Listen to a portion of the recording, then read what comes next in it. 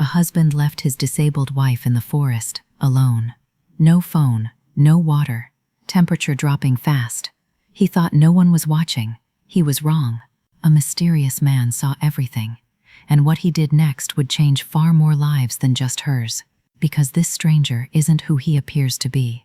And the husband? He's more powerful than you'd ever expect, with secrets buried deep in the county he controls. The wife has a past that connects her to this stranger in a way neither of them knows yet. How far will a powerful man go to silence the woman he abandoned? What is the stranger really hiding? And what happens when the truth finally comes out in front of everyone? Before we begin, drop in the comments, where are you watching from today? The truck moved slow through the October morning, the kind of slow that had nothing to do with the road. Clara Merritt watched the trees through the passenger window and told herself this was a kindness. Dennis had said so. A nature drive, he'd called it. A small celebration. 6 months of physical therapy behind her.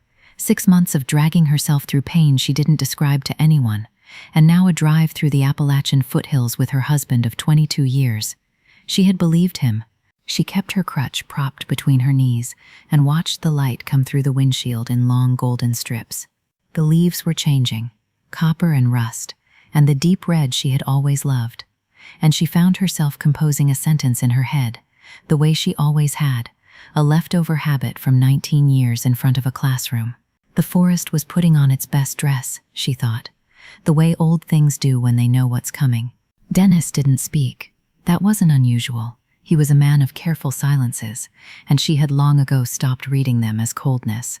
His hands rested easy on the wheel. His collar was pressed. He smelled faintly of cedar, the same aftershave he'd worn for 15 years, and she noticed that the way you notice things about someone you've shared a bed with for decades, automatically, without tenderness. He turned off the paved road onto a logging track. Gravel crackled under the tires. The trees pressed closer. Clara shifted in her seat, the stiffness in her lower spine announcing itself, the way it always did after more than 20 minutes sitting, and she told herself they were almost wherever they were going. They stopped at a remote trailhead.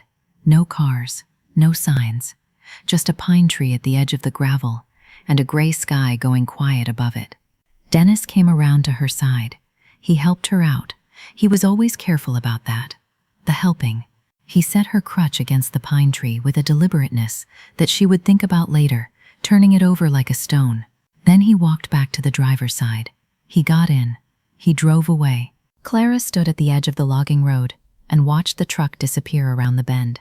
The sound of the engine faded. Then there was nothing but wind, and the creak of branches, and the distant, indifferent call of a bird she couldn't name. She understood in slow, crushing waves what had just happened. No phone, no water. 5 miles from the nearest road, maybe more. The temperature had been 42 degrees when they left the house that morning, and it was not rising. She didn't scream. There was no one to hear it. She whispered to herself, almost gently, "Well, there it is." Then she picked up her crutch, and she began to walk. She made it half a mile. The gravel was uneven, and her left leg dragged slightly, the way it always did when she was tired, and she was tired in ways that had nothing to do with that morning. The spinal stroke had left her with a body that required negotiation, and she had learned to negotiate. But the cold was seeping into her joints now, and the adrenaline that had carried her first steps was thinning, and when the ground shifted under her crutch on a patch of loose stone, her knee found the gravel hard. She knelt there in the middle of the road. She breathed.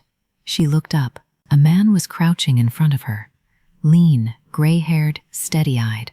His hands were already reaching out, not grabbing, just offering, and there was no panic in his face, only a kind of calm attention, as if he had been expecting to find her here. He didn't ask if she was all right. She appreciated that more than she could say. His name was Thomas Weil. She wouldn't learn that for another 20 minutes.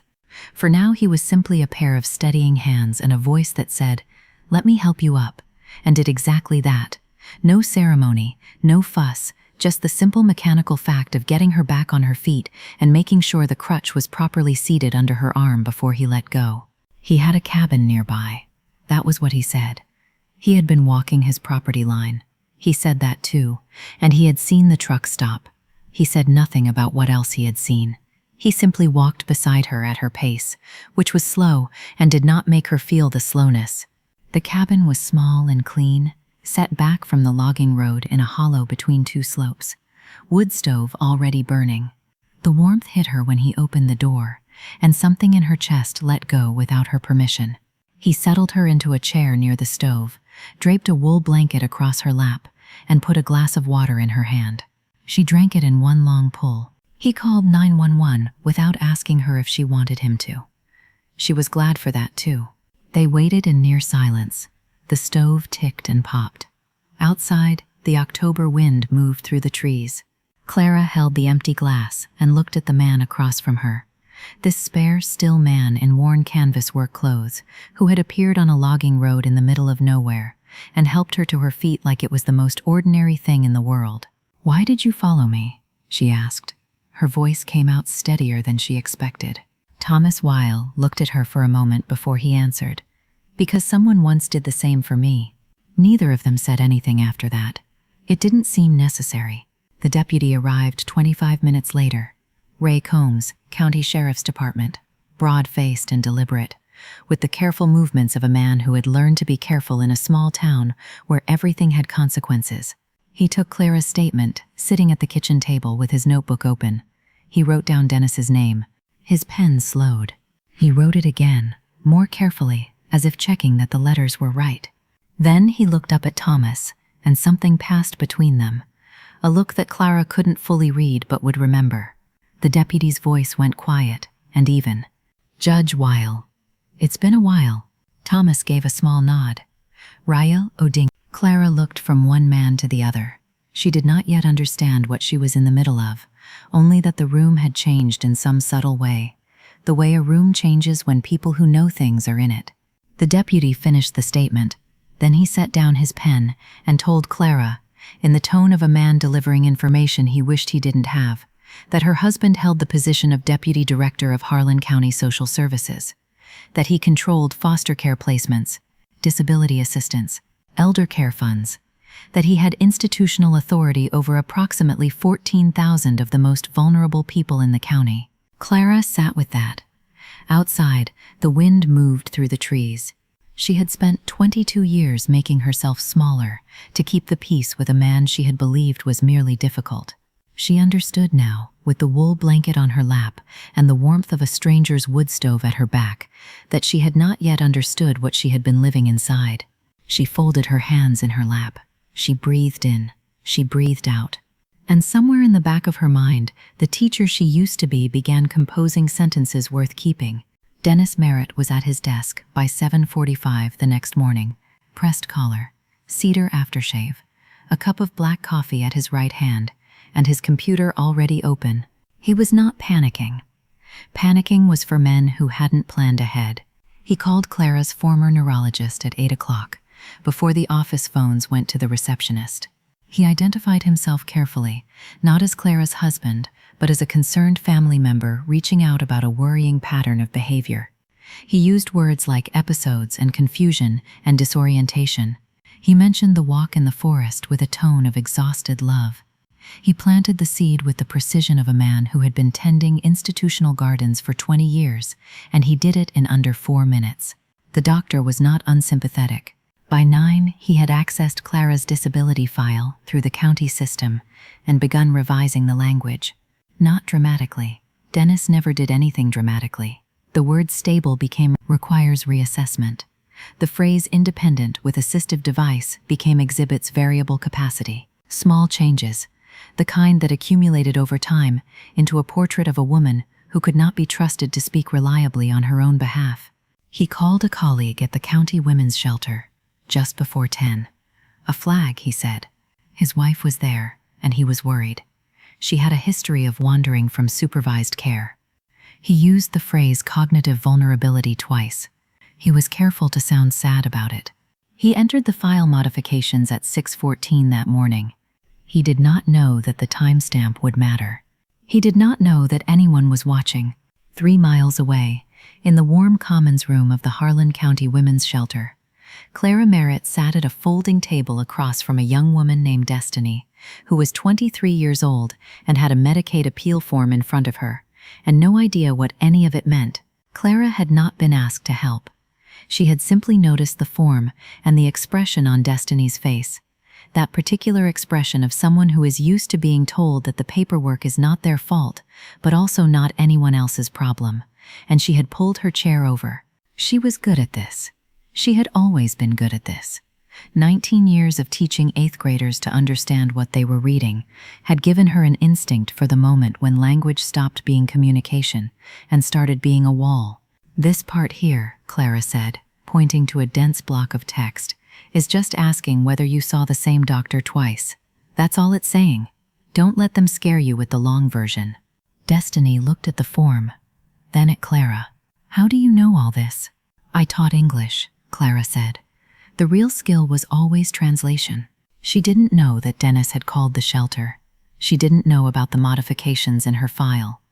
She knew only that the form needed to be filled out correctly, and that the woman across from her needed help doing it, and so she helped. That afternoon, Renee Boggs pulled up her caseload at her desk on the 2nd floor of the County Services Building. Renee was 34 and had the slightly frayed look of someone doing important work on an impossible budget. Sensible flats with worn heels, a county lanyard she never took off. She loved her job with the particular devotion of someone who understood exactly how much it mattered. She opened Clara's file. She read it. She read it again.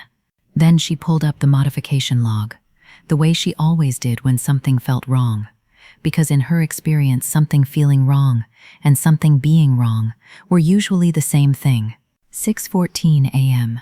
The morning after the 911 call, before any medical evaluation had been conducted, before anyone at the county had spoken to Clara Merritt, before a single clinician had laid eyes on her, Dennis had already decided what her file was going to say. Renee sat very still for a moment.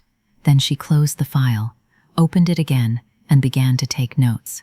She went to the shelter that afternoon. Cass worker visit, routine welfare check. That was what the log would say if anyone looked. She told herself that was all it was. Clara Merritt was sitting at a folding table near the window with a woman Renee recognized from a prior case. Both of them bent over a document. Clara was reading aloud.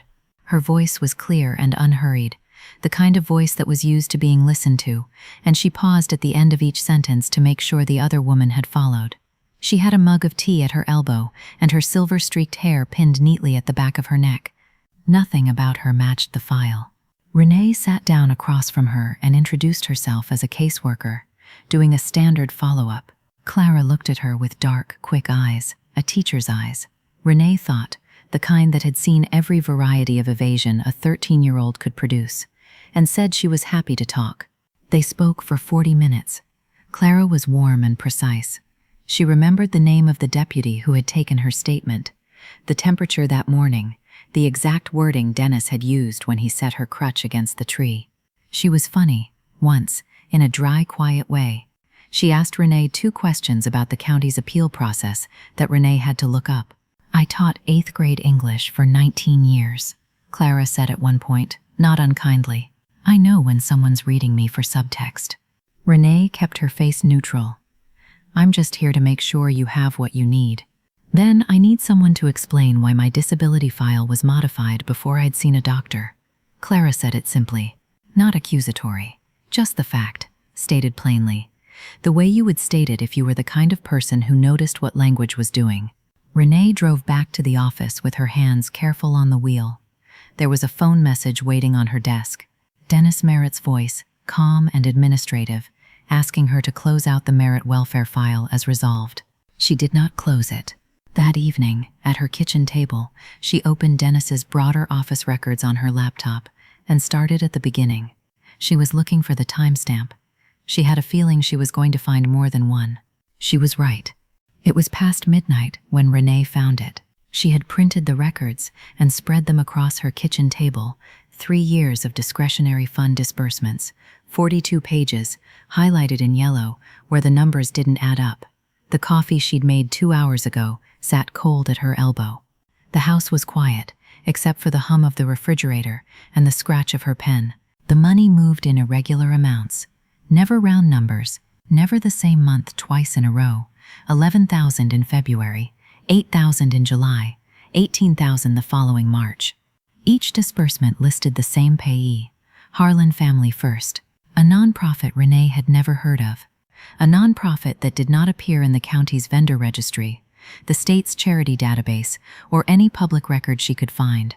She pulled up the Kentucky Secretary of State's business filings and typed in the name, Harlan Family First. Registered 3 years and 4 months ago. Registered agent Gary Puckett. She didn't know the name. She wrote it down, searched it, and found it in less than 2 minutes. Gary Puckett was Dennis Merritt's brother-in-law. Renee sat back in her chair. The refrigerator hummed. The numbers on the table did not rearrange themselves. She did the total by hand, even though she already knew it from the spreadsheet. She needed to feel each number, 11,000, 8,000, 14,000, month after month, year after year, small enough to stay beneath the audit threshold, consistent enough to constitute $140,000. Then she went back to the denied service applications she had cross-referenced earlier. The cases flagged as unallocated funding unavailable during the same 36-month period. A foster placement denied in September. Disability support terminated in November. A family of 4 referred to a waiting list that didn't move. The months lined up. Every time money went to Harlan Family First, somewhere in Harlan County, a family that needed help didn't get it. He wasn't just protecting himself, Renee said aloud, to no one. The kitchen didn't answer. He was feeding off them.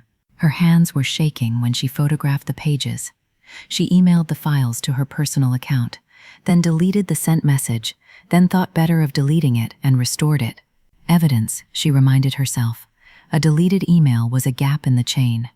She was going to need the chain. She didn't sleep much that night. The next morning, her phone rang at 8:15. Unknown number. Kentucky area code. She almost didn't pick up. Miss Boggs. The voice was quiet and deliberate. The kind of voice that had learned patience in rooms where patience mattered. My name is Thomas Weil. I believe we've been looking at the same problem from different angles. I'd like to meet if you're willing. He didn't explain how he'd gotten her number. She didn't ask. Renee had expected a recluse, maybe a grieving old man rattling around in a cabin too big for one person, keeping to himself out of habit or heartbreak. What she found was 2 mugs of coffee already poured. Thomas Weil met her at the door of the cabin and led her inside without ceremony. The main room was neat in the way that precise minds keep spaces neat, not sterile, but organized. Everything in a known location. There were files on the table, property records, she recognized, court filings, a legal pad, dense with careful handwriting. He gestured to a chair and sat across from her, and she had the distinct sensation of being in a room with someone who was used to listening before speaking, and meant to do exactly that. She told him what she'd found. All of it. She laid the printed records on the table and walked him through the disbursements, the registered agent, the denied families, the timestamps. She spoke quickly because she had been holding it alone for 18 hours and her chest had been tight the entire time. Thomas did not interrupt. He went very still in the way that she would come to understand, meant he was filing everything, sorting it, building a structure from it that she couldn't see yet. When she finished, there was a silence. $140,000, he said. At minimum, there may be more I haven't found. He nodded slowly. I know what this constitutes, legally. He pulled the legal pad toward him and wrote 2 words, misappropriation, premeditation, and I know what he filed last week. He slid a document across the table. Renee picked it up. It was a guardianship petition. Dennis Merritt, petitioner. Clara Merritt, respondent. The stated grounds filled half a page: cognitive decline, safety risk, inability to manage personal affairs. She read it twice. He's trying to have her declared incapacitated. If he succeeds, she can't testify reliably on her own behalf. Her disability file modifications become the official record, and he controls her affairs, including any legal claims against him. Thomas's voice was even. He filed for guardianship of a woman he left in the woods. That's not just cruel, that's evidence of premeditation. The room was quiet. Outside, wind moved through the trees on the hillside. Renee thought about Clara at the shelter table, reading aloud, unhurried, making sure the woman across from her had followed each sentence. She thought about the dark, quick eyes. She thought about the timestamp. "So what do we do?" she asked. Thomas folded his hands on the table. "You document. I structure. We don't tell him anything is coming until it's already arrived." They worked for 2 more hours. When Renee finally stood to leave, Thomas walked her to the door in silence. She was halfway to her car when she turned back. He was already inside. Through the window, she could see him moving toward the shelf in the corner, reaching for something on the top, a box of some kind, and something in his posture made her think it had been there a long time. She got in her car and drove back toward town, and she did not know that what Thomas Weil was about to open would change everything she thought she understood about this story. The shoebox had been on the shelf for 7 years. Thomas had moved it twice, once from the house in Lexington after Margaret died, once when he settled into the cabin, and both times he had set it in the same spot, high up, out of easy reach, the way you store something you're not ready to look at, but can't bring yourself to throw away. He carried it to the table and lifted the lid. Old photographs, a few folded letters, a school paper with a red A at the top. The accumulated proof that a life had started somewhere, with nothing, and gone somewhere else. He found the photograph near the bottom. It was small, maybe 3 inches by 4. The colors faded to that particular warmth that old photographs get, all amber and soft white. A school cafeteria, 2 children at a table. The boy on the left was thin in the way of children who don't get enough. Thin wrists, thin neck, a careful stillness that had nothing to do with posing. He was eating. His eyes were on his tray. The girl across from him was looking at something past the camera. She had dark eyes and brown hair with a slight wave to it, and her own tray was pushed toward the center of the table, closer to the boy than to herself. Thomas remembered that. He remembered it the way you remember a few specific moments from childhood, not in sequence, not in context, but in pure sensation. The warmth of the cafeteria after the cold of the walk to school, the smell of institutional food, which he had been grateful for, and the tray sliding across the table toward him, quietly, without ceremony, as if it were the most natural thing in the world. She had done it every day for a full school year. She never asked if he was hungry. She already knew, and she never once made him feel the knowing. He had looked for her twice over the decades. Once in his 30s, when he had the resources and the inclination and thought it might be good to say thank you to someone who deserved it. Once after Margaret died, when he found himself thinking about small kindnesses and the people who had offered them without being asked. Both times he had searched for Clara Hutchins and found nothing. The name had simply gone quiet. He turned the photograph over. A teacher's handwriting, neat and faded. Clara Hutchins, age 9, 3rd grade. Loyal Elementary, 1985. Clara Hutchins, Clara Merritt, the same woman. He sat with that for a long time. The cabin was quiet around him. Outside, the evening had gone fully dark. "There you are," he said. After a while, he picked up the phone and called his former law clerk, the young man who had once carried his coffee and his files through 2 years of circuit court and was now a sitting judge in Harlan County. They talked for 11 minutes. Thomas did most of the listening. When he hung up, he set the photograph on the table. Face up, 11 miles away, at the Harlan County Women's Shelter, Clara Merritt was seated at a folding table with 3 other women and a stack of blank paper. She had started the writing session because someone asked, and she had said yes without thinking too hard about it. That was usually how the best things began. She did not know about the photograph. She did not know about the phone call. She was just a woman teaching other women to put words on a page, the thing she had always done, in every room she'd ever been given. 2 weeks passed, and in those 2 weeks, Clara Merritt became quietly essential. It happened the way it always happened with her. Not through announcement, not through effort, but through the simple fact of being present and paying attention. She had helped 9 residents with paperwork by the time Renee came to visit again. Appeals, custody letters, benefit applications, 1 eviction response that took 3 drafts to get right.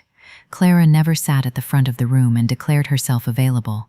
She just noticed when someone was struggling with a form and pulled her chair over. Renee watched this from the doorway for 5 minutes before Clara looked up and saw her. That evening, Renee called Thomas from her car in the shelter parking lot. She helped a woman file a Medicaid appeal today, Renee said. Third one this week. Doesn't tell anyone her name. Doesn't ask for anything. Just does it. There was a brief silence on Thomas's end. No, he said. She wouldn't. He said it the way you say something you already knew. Renee heard that and didn't ask what he meant, because some things you understand without needing the explanation. 3 days later, a process server came to the shelter. Clara was in the common room when the front desk called her name. She walked out to the lobby, took the envelope, and signed for it with the calm of someone who had been expecting bad news long enough that it no longer surprised her. She carried it back to her room and sat on the edge of the bed and opened it. Dennis's guardianship petition. 12 pages. The language was measured and clinical and designed to make her sound like a woman who could not be trusted with her own life. Cognitive vulnerability. Variable capacity. Safety risk. She read it straight through, the way she had taught her students to read difficult texts. Not flinching, not skimming, taking it in full. She folded it carefully. When she was done, set it on the desk, smoothed the crease with one finger. Then she went back downstairs, because a woman named Patricia was waiting for help with a custody letter, and the deadline was Friday. The hearing was set for November 14th, 18 days away. Renee told Thomas that night. She told him about the envelope, about the way Clara had folded it, about going back downstairs. She didn't stop, Renee said quietly. Even after she got served, she just folded the paper and went back downstairs. Thomas didn't say anything for a moment. No, he said again. She wouldn't. After they hung up, he went to the bedroom closet and found the charcoal suit. He hadn't worn it since Margaret's funeral. He took it off the hanger and held it up in the light, checking the shoulders, the lapels. He put it on. It still fit. He stood in front of the mirror for a moment. A lean, gray-haired man in a suit that still meant something, in a county that still remembered what he was, and he thought about a girl who had pushed her lunch tray across a table 40 years ago without knowing what she was doing. He knew exactly what he was doing. 18 days. The Harlan County Courthouse smelled the same as it always had. Old wood and heating vents and the particular stillness of a building that had absorbed decades of consequence. Clara noticed it when they came through the front door. Not unpleasantly, just present, the way history is present in rooms where decisions have been made. Dennis was already inside. Of course he was. He stood near the respondent's table with his attorney, a man in a good suit with the easy posture of someone who had never lost a case he considered important. Dennis himself was pressed and unhurried, cedar aftershave and trimmed nails, and he scanned the gallery the way he always scanned rooms, cataloging, assessing, measuring who was watching. Several of his colleagues had come. A reporter from the local paper sat in the second row with a notepad. 2 county commissioners Dennis knew personally were in the back corner. He permitted himself a small, private certainty. Clara's table was quiet. Just her, a young legal aid attorney named Marcus, who was thorough and kind, and an empty chair. She sat with her crutch leaning against the table, and her hands folded in her lap, and she did not look at Dennis. There was nothing to be gained from looking at Dennis. She looked instead at the judge's bench, at the grain of the wood, at the window behind it where gray November light came through. She thought about her writing session at the shelter the Tuesday before. She thought about Patricia's custody letter, which had been accepted. She thought about small, specific things. The door at the back of the courtroom opened. The sound of it moved through the room differently than it should have. Renee, seated just behind Clara, felt it. The reporter looked up from his notepad, and at the front of the room, the judge, a man named Calloway, 41 years old, who had spent 2 years as a young law clerk, carrying files through 2 years of circuit court for a senior circuit judge he had admired beyond measure, went very still. Thomas Weil walked in wearing the charcoal suit. He moved without hurry. He did not look at Dennis. He carried a bound document under one arm, and he walked to Clara's table and set it down and pulled out the empty chair and sat. Dennis's attorney was on his feet immediately. "Your Honor, I object to the presence of Thomas Weil," Thomas said. He reached into his jacket and placed his bar card on the table. active, current. Then he set his hand on the bound document. 47 pages, tabbed and indexed.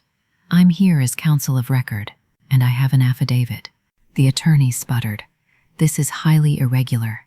My client, Thomas said, his voice level and quiet, and carrying to every corner of the room the way voices do when they've spent decades in courtrooms, was left in a 42-degree forest with no phone, no water, and a spinal condition. By the man sworn to care for her. He paused. That is not a domestic matter. That is a crime, and the crime was witnessed. The room was very still. Judge Calloway looked at Dennis's attorney with an expression that was not unkind, but was absolutely clear. Objection overruled, he said. We'll begin. Thomas did not raise his voice once. That was what Dennis's attorney would remember later, when asked to describe the hearing. Not the evidence, not the timestamps, not the families. The voice, or rather, the absence of performance in it. Thomas Weil presented his affidavit, the way a man lays bricks, one at a time, level, no mortar wasted. He started with the timeline. October the 3rd, he said. The 911 call was logged at 12:17 a.m. The reclassification of Clara Merritt's disability file was entered at 6:14 a.m. Before any physician had evaluated her, before any county representative had spoken with her, before anyone in a position to assess her cognitive state had laid eyes on her. Dennis had begun building the portrait of a confused, incapacitated woman 6 hours after his wife called emergency services from the property of a neighbor. The portrait, Thomas said, preceded any possible diagnosis. That was not concern. That was construction. The tightness appeared around Dennis's eyes. He kept his hands flat on the table. Thomas moved to the finances. $140,000, dispersed irregularly over 36 months, to a nonprofit called Harlan Family First. Registered agent Gary Puckett, Dennis Merritt's brother-in-law. The disbursements were small enough to avoid automatic audit flags. They were consistent enough to constitute a pattern, and they correlated, month by month, with denied service applications from vulnerable families who had been told funds were unavailable. Then he called Renee to the stand. She sat straight in the witness chair with her county lanyard tucked into her blazer pocket and her hands folded in her lap, and she spoke the way she always did, warm with people, precise with facts. He denied a placement to a 9-year-old in foster care in March of last year, she said. Her voice did not waver. That same month, $18,000 went to Harlan Family First. Someone in the gallery made a sound. Not a word, just a sound. Dennis's first witness, a colleague from the county office, gave answers that grew shorter and vaguer each time Thomas asked a follow-up question, until the answers were barely answers at all. His attorney stopped after the second witness. There was nothing left to call. Dennis's face had moved through its stages. Contempt. At first, the particular contempt of a man who has never been seriously challenged in a room he considered his. Then something that looked like recalculation. Then, as the morning wore on, and the pages accumulated and Renee sat on the stand and spoke without flinching, something harder to name. It was the expression of a man watching the ground beneath him become something other than ground. Judge Calloway called a 20-minute recess at 11:42. The gallery filed into the hallway. Dennis's attorney followed, moving quickly, his good suit not helping him now. In the back of the hallway, a man in a state police jacket, who had been sitting quietly in the last row for the entire hearing, stood up and walked toward Dennis's attorney with a measured, unhurried step. Dennis, watching from the doorway, went very still. He had built his life on the certainty that inconvenient things could be managed. He had never once considered that the people he dismissed as powerless might have allies he couldn't see. He was considering it now. Dennis Merritt walked out of the Harlan County Courthouse between 2 Kentucky State Police investigators, and not one of his colleagues moved from the gallery steps to help him. They watched. That was all. Some of them looked at their shoes. Back inside, Judge Calloway issued his emergency order in 8 precise sentences. The guardianship petition was dismissed. Clara's disability file was restored to its prior status, effective immediately. County discretionary funds were frozen pending full investigation. The order was signed at 12:04 p.m. Clara stood on the courthouse steps in the cold November air and breathed. She was not crying. She was not trembling. She was simply standing in the gray light with her crutch under her arm and her silver hair pinned neat at the back of her neck. And she was breathing the way you breathe when something very heavy has been lifted and your body hasn't caught up to it yet. Renee stood a few steps below her, watching, giving her the space. After a while, Thomas came through the front doors and walked to where Clara was standing. He stood beside her. Neither of them spoke for a long moment. The bare November trees along the courthouse walk moved in the wind. Then Thomas said, "I need to tell you something." She looked at him. "Loyal Elementary," he said. "Third grade, 1985. She didn't recognize it yet. He could see that. So he kept going. "I was the boy who had nothing in his lunch pail. Sometimes nothing at all." He paused. "You sat across from me. Every day, for a full school year, you pushed part of your tray toward me. You never asked if I was hungry. You already knew, and you never once made me feel it." Clara was very still. "I looked for you twice," Thomas said. "You'd become Clara Merritt, and I couldn't find the trail, until the deputy ran your name 3 weeks ago." She shook her head slowly. Not in disbelief, in something closer to wonder. "I don't remember you specifically," she said. "I shared my lunch with a lot of kids." Thomas laughed. It was a real laugh, surprised out of him. Warm, the first one in years that felt like it came from somewhere unclenched. He stood on the courthouse steps on a cold November afternoon and laughed like a man who has just been given back something he thought was gone. "You didn't even know you saved me," he said. Clara's eyes were bright. Not tears yet, just brightness. "You didn't do it because you thought it mattered," Thomas said. "That's exactly why it did." They stood together as the November light thinned over the courthouse roof and the bare trees and the street below where Dennis Merritt's clean truck sat in the parking lot with no one to drive it home. The story had started in a forest. It had ended on these steps, and the thread running through it, from a lunch tray in 1985 to a logging road in October to this cold November afternoon, was so quiet and so old and so completely unbreakable that neither of them could find a word adequate to it. They didn't try. Some things don't need words. They stood there together, and that was enough. 3 weeks after the hearing, Dennis Merritt was formally terminated from his position as Deputy Director of Harlan County Social Services. The termination letter cited conduct unbecoming a public official, misuse of county funds, and pending criminal referral on charges of reckless endangerment and public funds misappropriation. He received it on a Tuesday.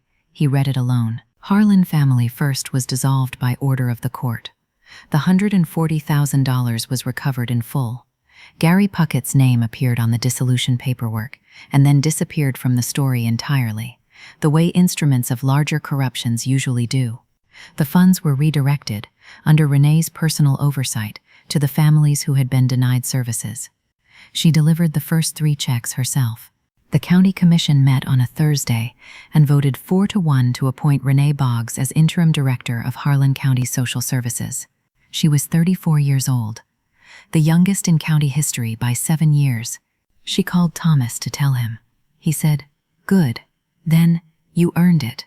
Then he let her go, because she had work to do, and he was right. In the first week of December, Thomas drove Clara to a house 4 miles from his cabin, on a gravel road just inside the Harlan County line. 3 bedrooms, 2 acres, a kitchen window that faced east and caught the morning light. He had purchased it in October for $67,000 and spent 3 weeks repairing it. New roof, new water heater, fresh paint in every room, using his own hands, the calloused hands that had always been incongruous with his legal mind. He had deeded it to Clara outright. Her name only. She stood in the driveway and looked at it for a long moment. "Thomas." Her voice was careful. "I can't accept this." "I know," he said. "Look at this anyway." He took the photograph from his jacket pocket. The school cafeteria. The 2 children. The tray pushed toward the center of the table. Clara took it. She looked at it for a long time. The amber colors. The thin boy. The small girl with the dark eyes.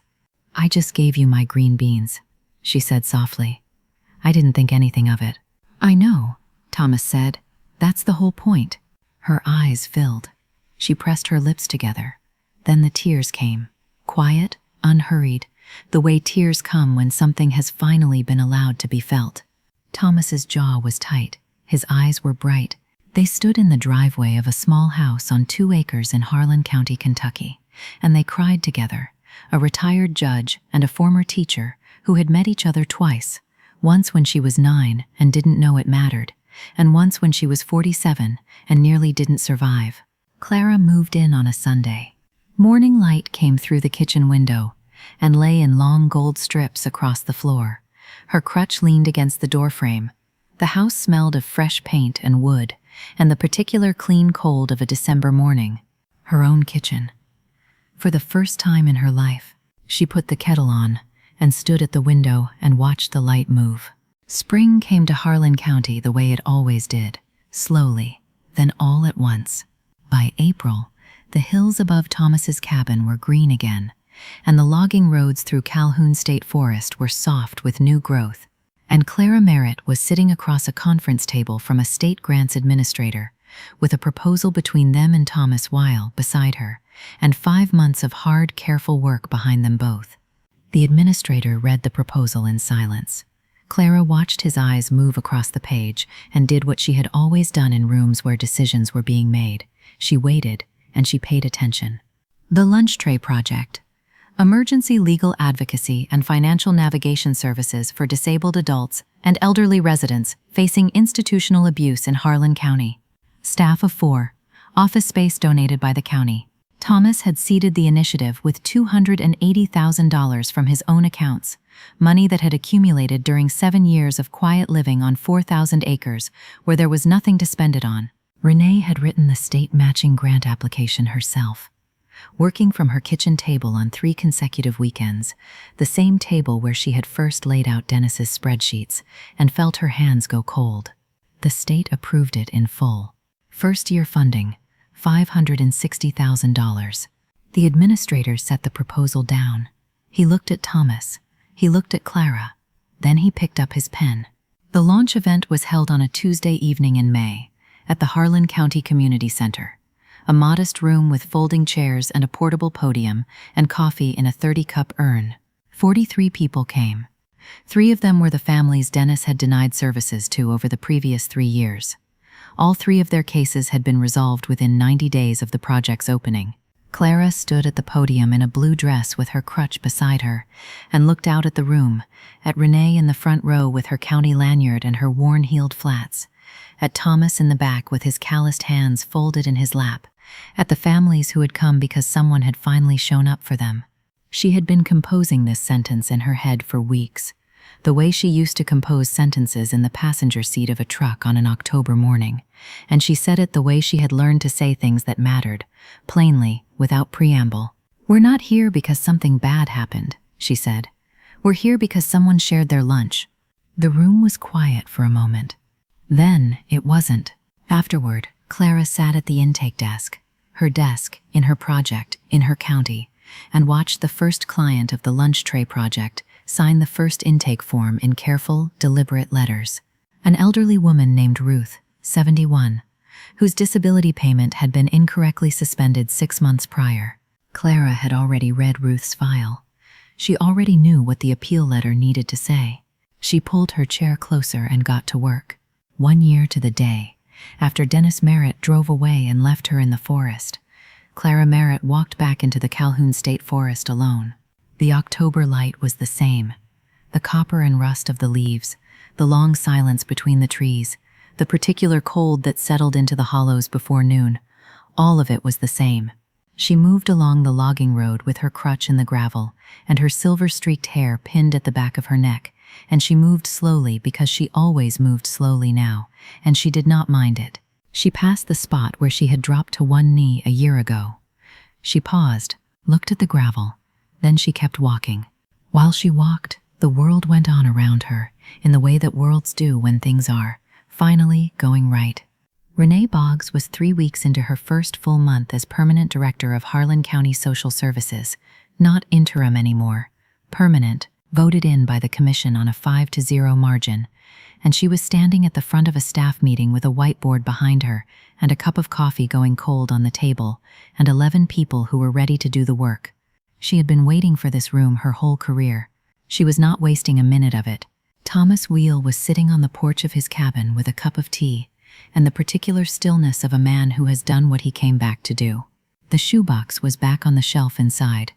The photograph of 2 children in a school cafeteria was in a frame now, on the mantel above the wood stove where it had always belonged. Across town, in a sparse apartment with no pictures on the walls, Dennis Merritt received a letter from the Kentucky Professional Licensing Board. The letter informed him, in measured official language, that his professional license had been permanently revoked. He read it once. He set it on the table.